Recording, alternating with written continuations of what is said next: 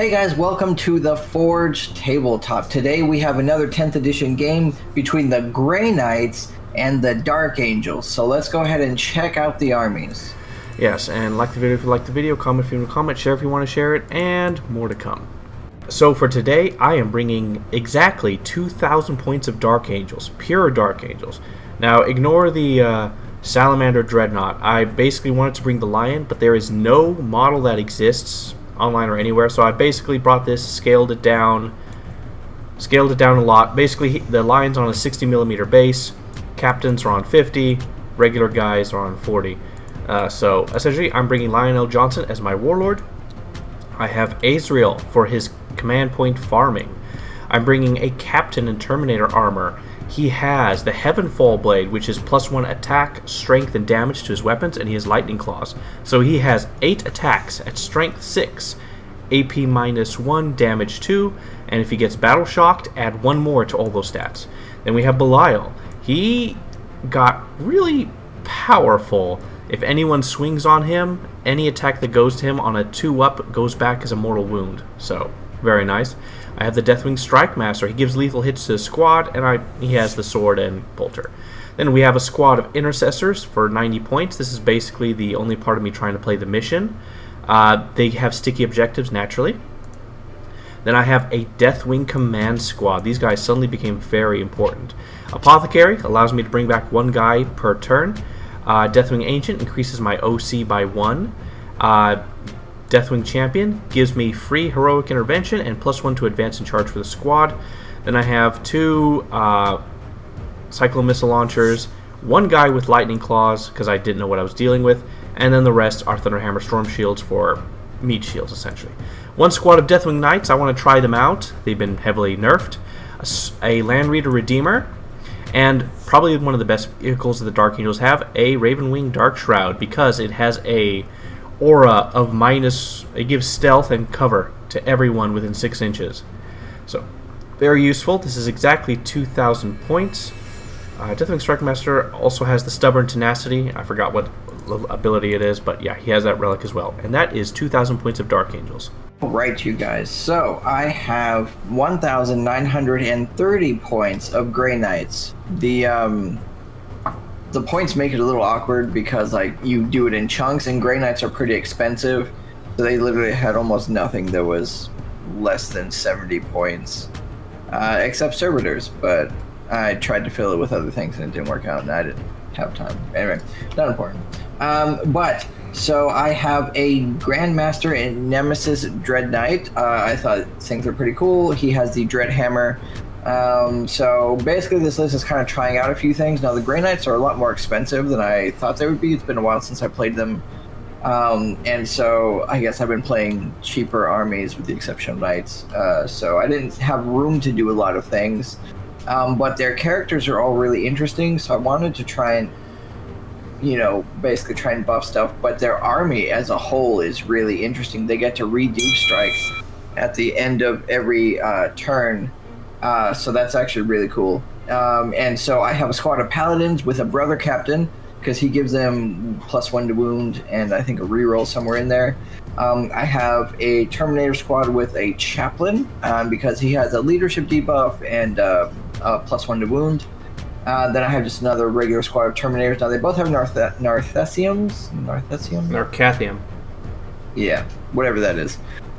Because they can, and basically they have an inbuilt Apothecary that they auto-revive 1 guy per turn, which is pretty cool. Unless, of course, they're all dead. Then I have 2 strike squads, because these guys can actually have sticky objectives, so I thought it might be fun to have them try and run around. They also have Scout 6, apparently. Then I have a big squad of Interceptors and a small squad of Purgators. So basically I'm going to try and play around with the Grey Knights' newfound mobility and some of their more heavy-hitting units, and kind of see what I can pull off with that. Yeah, I'm kind of excited. I love Grey Knights, so I'm excited to give them a go this time around.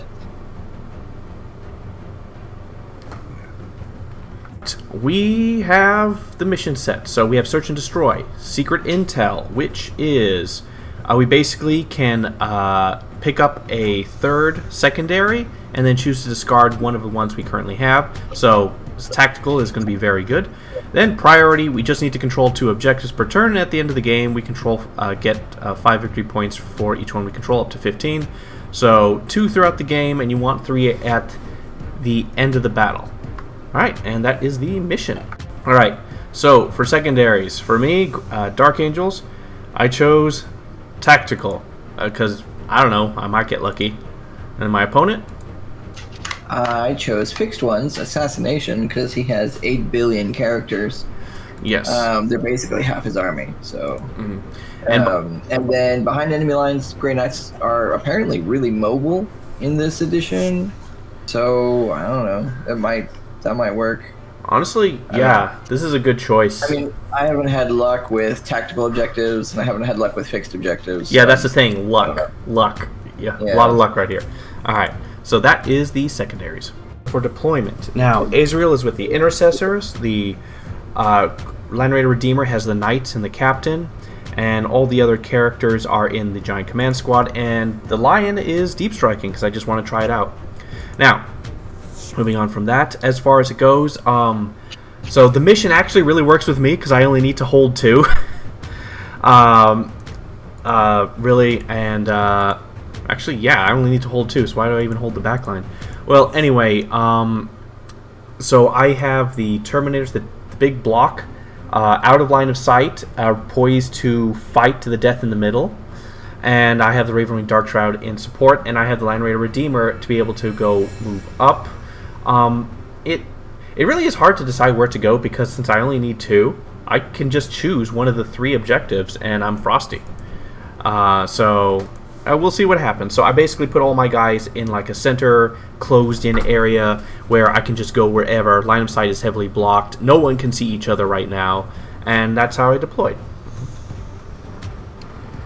Yes, so for me, because Grey Knights are able to basically re-deep strike at the end of every one of his turns, and they have the auto run of 6 inches, and some of them have scout, like they're super mobile, so I didn't really know what to do with them, because I also don't know technically how tough they are. So I kind of just put them a little farther back, kind of hid them behind cover, but yet in the spots where they could still move out and get objectives, essentially, especially since my strike squads have sticky objectives. They don't necessarily even need to stay on an objective, so my whole army can kind of just move from spot to spot. And that was kind of the idea. Yeah, just mobility and then re-deep striking and re-responding, so yeah. So who goes first, who goes second? Now, this map is really closed off for line of sight. We can't really see each other. Oh, this guy's supposed to be down here, but... Yeah, not until you get kind of around the edges that you'll start to see, or I guess if you waddle through the middle. Yeah, so what it looks like is the center is its own entire area, board-wise. I mean, very limited line of sight. You'd have to park your guys like right here to be able to shoot in, stuff like that. So it is possible, but like it's more of its own arena. The sides, because of the mission, honestly, this mission is absolutely perfect for me. So if I go first, it doesn't really matter too much. I'll just take one objective, and I can just park and wait for your movements. And if you go first, it opens up a lot of targets for me. So I honestly want to go second, because you're not going to be able to do any real deep strike shenanigans to me on the first turn that I can't handle. I'm at full strength, and I'm very defensive right now. So for me, going second is the better option, gameplay-wise and everything. So what about you? Yeah, I don't know. You're pretty slow, and you don't have a lot of shooting. But I don't have to go anywhere, really. Right, but that means that I can just roam around the board and not really have to worry too much about it. So I don't know if it matters where I go. I go first, I run, I probably take 1 or 2 objectives. I go second. Honestly, kind of the same thing. Maybe some minor response depending on where your little Dark Shroud guy goes. So I don't know. I don't know if it matters for me actually this time around. So yeah, I don't know. All right then. Let's see what happens. Doggone it. Alright, Dark Angels, turn 1. So, in the command phase and such, I drew for Secondaries, Secure No Man's Land, and Investigate Signals. But because of the secret intel, I was able to draw a third one, and I drew no prisoners, and I could discard one. So I'm getting rid of Investigate Signals because that's not happening. So Secure No Man's Land, I just have to control 2 in No Man's Land at the end of the day, or at the end of the turn, which I did, or end of my turn. Yeah, at the end of your turn, yep. And then no prisoners. The moment I score it, the thing is done for the turn. So I get 2 victory points for every unit that is destroyed, up to a maximum of 5. So I think it's going to happen or come soon enough. So apart from that, I gain 1 CP, bringing me to 2 because of Azrael. He's there. And now here's basically was a bunch of chess moves, essentially. So Land Raider Redeemer, I decided to just have him touch his toes, I mean a little bit, onto the objective up here north, claiming it. Hoping that his interceptors have 12-inch moves. I mean, what can I do? But hopefully that'll be enough from the dangerous stuff. Then my Deathwing Command Squad ran. They ran 3. Champion gives them +1. And so they were able to move 10 inches. And, was that right? Yeah, they move. I rolled a 4. This turns to a 5. Yeah. So they moved 10 inches or something. And they moved on to the center objective. And it was mostly me muling over like his counter moves. His interceptors got 12-inch, so they can easily go to the center. If I push them more south, he really can't do anything, but all of his forces will go north. It's hard to decide, really, what's the right way to do it. But, yeah. It is a tough decision to make. But in the end, I put them sort of in a 50-50 in the center. The Dark Shroud, I put them to the south of the middle objective. Essentially, the reason is because to create an anti-deep strike area. Land Raider Redeemer is covering the north. Ravering Dark Shroud is covering the east and south to protect my home back objective of Azrael and stuff. Because I want to keep him in front of me so I can keep killing him that way. And, yeah. And then I have the... Yeah. Dark Angels in the center. So a lot of chess moves here. This is where most of the thinking goes into, and we'll see what happens. So nothing can see each other to shoot except the Land Raider, and so I forgot to declare my oaths earlier. I forgot that. So on the Terminator, the only squads I can see. Essentially, the Assault Cannon and Stormbolter shot, and all in all, I did 1 wound. So that was it, and that is the turn. So for points, I got Secure No Man's Land, so 5 victory points. Whew, pretty decent, and that's it. Alright, that was a good first turn. Let's see what happens. Alright, you guys, so I decided to try out some of the Grey Knight high-speed movements. So everything ran, but because they all have the Deep Strike keyword, they were all able to run a full 6 inches because that is the Grey Knight army rule. So they basically, the whole army moved 11 or 12 inches with the exception of the interceptors who already have a 12-inch movement. So they ran 18 inches. And then he overwatched, and he actually did quite a bit of damage. He did 6, he killed off 6 interceptors, mostly through the flamers, but then there were some like mortal wounds and some random. He rolled a lot of 6s on the hits. So they took a good bit of damage, but they should be okay. I don't know. And that was the movement phase. Okay, so I got 0 points. So nothing really got into combat. Everything ran, so there's no charges. There's no nothing. Behind enemy lines, I'm slowly working my way there. Well, not so slowly. I'm already halfway across the board, but so I might get there next turn. I don't know. But yeah, so just no points. Next turn, I'm set to get the full 10 for primary, though. But, we'll see what happens. And that was my turn. So, for command phase, I drew behind enemy lines. And then for the secret intel one, I drew deploy teleport homer. I discarded that immediately. Alright, so I got no prisoners and behind enemy lines for my stratagems. Now, my Land Raider Redeemer moved up to block the objective from his guys. My Deathwing Knights and the Captain popped out. My Terminator squad in the middle moved up to intercept his guys, and then my Ravenwing Dark Shroud moved up to help shield them as well.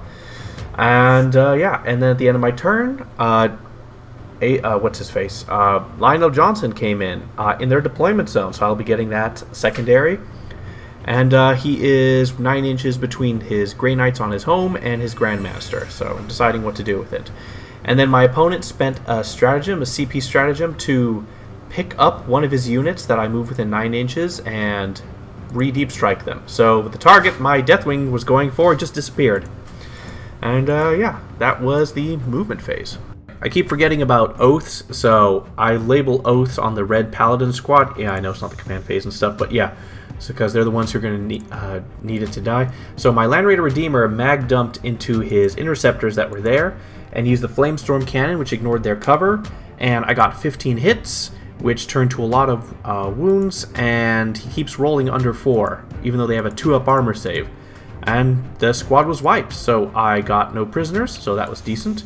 And that is it for my shooting phase, because I got nothing else that can see anything. So for the charge phase, the Knights charged their red Paladin squad. And then Lionel Johnson charged the Grandmaster. Rolled a double 1. Immediately deleted those dice, and then spent a CP to re-roll the charge, and rolled a 5. So that was disappointing, and that was the charge phase. Alright, so Deathwing Knight into his Paladins. So I spent 1 CP for free, because Captain allows me once per turn to do that, to essentially give them all lethal hits. So the Sergeant swung, did 2 wounds. Then everyone else swung. Lethal hits really went far, and it was at -1, so he needed to roll 3 ups. He rolled 6 1s and 2s, and they were 3 damage each because of the Mace of Absolution. And basically the squad was deleted, but the character that was in there survived with 3 wounds left. So my captain, with his Lightning Claws and the Heavenfall Blades, giving him 8 attacks at Strength 6, because of Oaths, because he rolled a crap ton of 1s. He made it, a lot of hits, and then he gets to reroll wounds naturally, even without Oaths, because of Lightning Claws. And my opponent rolled a ton of 4-up invulnerable saves. It was at -2. Captain's Lightning Claw profile is -2. And and there's damage too as well because of Heavenfall Blades, and that finished off the squad. And that was the fight phase. So, for points, I scored 10 for my primary, 4 for secondary of no prisoners because I wiped 2 squads and there were 2 points each. And then, behind enemy lines, I killed...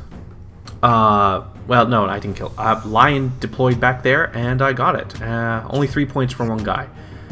But that was it. That's my turn. That's a very good turn. Alright, you guys. So for the movement phase, basically I moved my green Terminator squad, the regular Terminator squad, up and out, or they ran basically, so they were able to move 11 inches towards his home zone. And then my purple strike squad just kind of camped farther back on the objective because they basically just need to hold it. Next turn they can leave and do whatever because they have sticky objectives. And then all my units that were in reserves came in his home base. So I'm definitely going to get behind enemy lines at this point.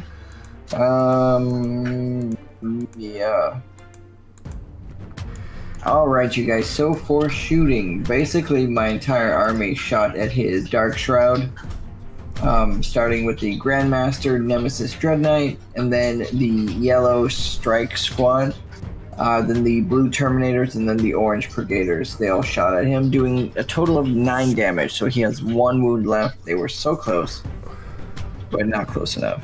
And that was my shooting phase. Alright, you guys, so in the charge phase, my blue Terminators charged his Intercessor squad, and they actually made it on an 11, so they actually all got in. That is when he used a stratagem, Unbreakable Lines, reducing the damage of each of their weapons by 1, but all Grey Knights have the exact same weapons, just their force weapons. And then my Strike squad tried to charge. They failed with a 5, I re-rolled, they got an 8, so they failed as a whole. So they're probably gonna die, but you know, whatever. And then that was the charge phase. So combat happened. I had 20 hits. 5 went through because they're -2, but because of the -1 damage, instead of his squad being wiped, it was just 2.5 guys. Yeah. Then he swung back, and Azrael killed one guy, so 2 wounds went through because Grey Knight Terminators have a 4-up invuln. And so that killed one guy because they have 3 wounds, and then their Intercessor swung and doing a single wound. Mm-hmm. So, pretty even back and forth, I think. Yeah, Intercessors did 1 wound, Azrael killed 1 and did a little bit of damage, so yeah. Alright, you guys, so for points, I have 2 objectives, so that gives me 10 points for primaries, and because I have basically my entire army now behind enemy lines, I have 4 points there. Assassination has not come through just yet, just because it's, it's going to be a difficult one, yeah, so that puts me in a relatively decent spot for points. Alright, so for secondaries, I pulled Defend Stronghold and Storm Hostile Objective. So Defend Stronghold, I just have to hold my back line till the end of my turn, or the end of the battle, whichever comes first. So that's easy. So the third secondary from Secret Intel is Extend Battle Line. And so, which is hold something in the middle, or hold no man's land, and hold a home objective at the same time. So, okay, that's pretty decent. I'll take it. And yeah, and then on to the battlefield. So Deathwing Knight jumped into the Land Raider. Land Raider moved down at all speed. Ravenwing Darkshroud went to move to the top. Oh shoot! Actually, now that I think about it, never mind. I'm moving the Darkshroud over to hold the backline objective. Never mind. I don't know what I was thinking, because of the objectives and stuff. All right, and then the Terminator Command Squad moved south. They're now in the ruins, and so they can be seen and see out and stuff. So to maybe do something. And then Lionel Johnson moved out. 8 inches wasn't enough, so I had him run. He ran 1 inch. I'm not spending a CP on that. And that was the turn. Alright, so for the shooting phase, first the Land Raider Redeemer mag dump everything to the interceptors that he has there with Justicar, and the Hunter Killer missile went into the Grandmaster and Nemesis Dread Knight. So basically, the Land Raider Redeemer basically wiped out the squad, but he spent his CP to increase or to reduce my armor save. I don't remember what it was called, but basically the Justicar survived, and the Grandmaster and the Nemesis Dread Knight took the wound, and I rolled a 1 for damage. Then the Ravenwing Darkshroud fired. I gave it a heavy bolter because I thought it'd be better because of sustained hits, and it didn't do anything. And that was the shooting phase from that. Then I had my Deathwing Command Squad fire all their weapons to the Grandmaster Nemesis Dread Knight. So their Storm Bolters did absolutely nothing. And then the Cyclone Missile Launchers, 4 shots hit, wounded, sustained, or I had lethal hits on the squad because of the Strike Master. And he rolled 3 out of 4 saves, and the one that went through did, 4 wounds. And then finally, I had my Intercessor Squad in Azrael. Because I spent the 1 CP that allows them to shoot and fight, they're able to shoot. So the Intercessors fired their guns, did absolutely nothing.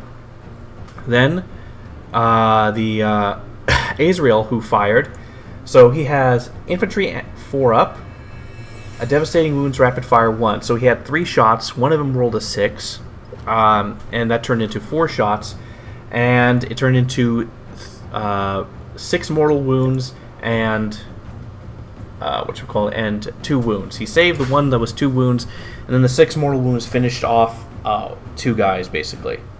Yeah, and that was the shooting phase. So for the charge phase, Azrael and his squad made a 6-inch charge against the Terminators. My command squad tried to charge his green Terminator squad, but they needed a 9 and it failed. So for the fight phase, Azrael goes up to swing. He has devastating wounds, but he also has sustained hits 1 for his squad. So he swings, and he ends up with 8 attacks, because Oaths also help him get that. Then to wound, 2 failed. Oaths turns into 8 wounds. So Azrael does 8 wounds. My opponent fails 4, and they're 2 damage each. He wipes the squad. And yeah, that was a very good move. And that is the turn. Alright, so for the turn, defend stronghold, I got that, 3 points. Extend battle lines, I controlled the mid and the base, so I got 5 points. And I controlled 10 for the primary, so I am doing really well. Alright, you guys, so at the end of his turn, my purple strike squad went into reserves again. And so they came back. I spent a CP for prognosticated arrival, so they're able to come in within 3 inches. My yellow Justicar from my yellow strike squad ran to the objective area, and then my Brigaders and Grandmaster Nemesis Dread Knight moved in towards the objective as well, and then my green Terminators just kind of waddled over. I didn't really know what to do with them, so they didn't even run, they just kind of walked. And that was my movement phase. Alright, you guys, so for the shooting phase, my 2 Grey Knights shot at his Dark Shroud. Only 2 wounds went through, so he actually saved that, so it is still alive, unfortunately. And then my Brigaders shot at his Intercessor squad with Azrael in the cover, because as long as one of my units can see him, which is the one Justicar here, they have indirect fire. So they were able to basically bend the bullet around the walls, but they only killed 1 guy because I guess they couldn't actually see them. Mm-hmm. Anyway, then my green Terminators and my Grandmaster shot at his big squad. I did 1 wound somewhere in here. This guy. Yeah, and so that was it. That was my shooting phase. Alright, so in the charge phase, you guys, I was going to charge the Grandmaster into his guys, but then we realized that he can't quite reach them because they're kind of tucked into the building. The building is taller than 2 inches. So he's just kind of chilling, hanging out. So nothing happened. Alright, you guys, so I got 10 points for both primaries, and then I got 4 points for having 2 units behind enemy lines, for a total of 14 points. And that was pretty much it. And then we also decided to call the game there, because I basically wouldn't be able to get too many more points, other than my static 14 for the rest of the game. So we decided to call it there. So that was my... Alright, so for MVP, LVP, this was a frustrating game. This was because we only needed 2 objectives, both our armies could essentially ignore each other. And so, for me, LVP is a very odd position of people who just didn't get to do anything. And for instance, my gigantic command squad with Belial and the Strike Master, they sat in the middle and got to do nothing except shoot once, and did 4 wounds in total. So I was expecting them to be the front lines, the anchor, dealing with tons of damage. They didn't get to do anything. Then we have Lionel Johnson, who teleported in ready to charge. He failed his 1 charge, and then the entire board became empty, and he was just walking around. And when I needed him to make a run, he failed it. Then my Dark Shroud never got to do anything, except when it finally did get a chance to shoot, it didn't kill anything. So LVP-wise, it's hard to say, but I'm going to have to say it's going to have to be the Ravenwing Dark Shroud, because... Actually, no. It is the Lion, because he showed up, failed his charge, did nothing, except in theory hammer take one of his back objectives at the end. So I was like, it's the biggest loser because literally did nothing. The Dark Shroud did supply a -1 to hit buff, which did help some of my guys and also protected him. Belial squad just didn't get to do anything. Then we have the MVP. So we have Azrael, who gave me 1 CP every single turn, held the back objective, and single-handedly killed the entire squad of Terminators, which I only survived because of that clutch strat, which was it? Unbreakable lines. When my opponent charges me, subtract 1 from the damage of all the attacks. It's like, yeah, that's really good. So that allowed him to survive long enough to be able to swing, kill a bunch, fall back, spend another CP for Intractable, allowing him to shoot his very powerful gun, kill 2 of them, and then charge, where he finished off the last 2. So, really turnaround was the anchor for my army there. And then Land Raider Redeemer took a point, killed 1 unit in Overwatch, and almost finished off 2 other units. One from shooting, the Justicar just barely survived, yellow Justicar, and then there was the squad up top who moved in, and he overwatched and killed most of them.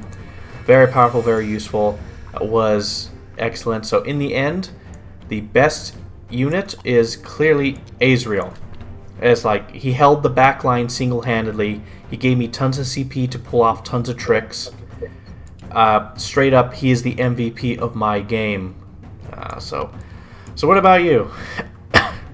Well, I think as far as LVPs go, I think this time it's the Paladins. Really? Usually they're actually, they're a pretty heavy-duty unit, but this time they kind of just didn't get a chance to do anything. So I would say they're LVP. I think technically you could throw in Interceptors in that bubble, but that was more my fault. I just like, wow, they can run so far, so they did, and then they got shot. Yeah. But so I would say LVP, not because they're bad, they're good units. It's just they didn't get a chance to do anything. And then MVPs was probably my strike squads, honestly, the humble strike squad. Because they have sticky objectives. So they set 1 turn on an objective, and then because Grey Knights, they could literally just teleport somewhere else to another objective. And because of one of their stratagems, they could teleport within 3 inches of people. And so they could literally just steal an objective, just show up out of nowhere, and then hold it. And so I would say MVP-wise, they're the ones that really got me all my points. So I would say the Humble Strike Squad. Mm-hmm. Right. How I feel about the game, how I feel about the armies. As far as the armies, Dark Angels. Well, this was actually... Dark Angels have been my very first army I ever played when I picked up 40k, the Terminator Bricks. And this edition, they didn't get to do anything. It's like... So, interestingly, the internet says that Deathwing Knights suck right now. That they're just trash. But they successfully... So they successfully wiped out that squad of Paragons with their attacks, their damage 3. They just managed to do it. And so that was a big blow. Of course, the captain really helped and stuff. Pretty cool captain. So with the Heavenfall Blade, this guy, Terminator Captain, has 8 attacks, hits on 2s, strength 6, AP minus 2, 2 damage because the Heavenfall Blades. And if his unit was battle shocked, it would be 9 attacks at strength 7, damage 3. So huge damage output, and a pretty cool model too, actually. So that was actually pretty good there. Surprisingly very dangerous. Land Raider Redeemer racking up a ton of kills. Like gameplay wise, like the Terminators, they were shot at a lot, but they just shrugged it off. Lion was disappointing. Doggone it. Yeah, that was just sad. I wanted this fight right here. Have you seen his stat line? I'll tell you the stat line later. But man, so he's a monster. But overall, I was actually surprised at how tough my units were able to really output their damage when it really came to shove. But it was mostly just outmaneuvering, and that really became a problem because he just ignored my army. It's like, that's ridiculous. So what about you? How do you feel about the Grey Knights now?